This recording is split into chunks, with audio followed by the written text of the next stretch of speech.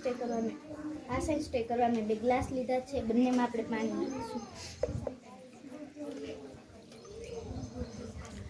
ચાલો, બંનેમાં શું નાખ્યું છે એને? Very good. હવે શું કરવાના છો?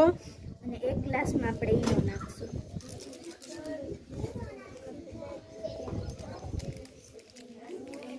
એક ગ્લાસમાં ઈ શું નાખે છે?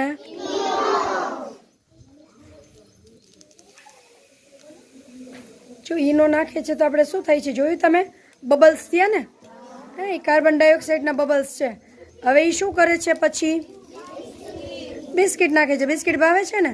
હાલો જોઈ લઈએ આમાંથી કયું પાણી બિસ્કિટ ખાય છે, જોઈ લઈએ. નોર્મલ પાણીમાં બિસ્કિટ થોડી વારમાં ડૂબી જશે.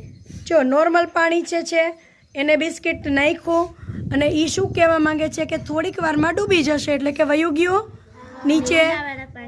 ઈનોવાળા પાણીમાં બિસ્કિટ તરે છે. નોર્મલ પાણીમાં બિસ્કિટની ઘનતા વધારે છે એટલે તે ડૂબી ગયું, ને ઈનાવાળા પાણીમાં બિસ્કિટની ઘનતા ઓછી છે એટલે તે તરે છે. એટલે બિસ્કિટની ઘનતા એ જ હતી, પણ પાણીના કારણે એની સરખામણી કરી તો એ શું થઈ જાય છે? બદલાઈ જાય છે.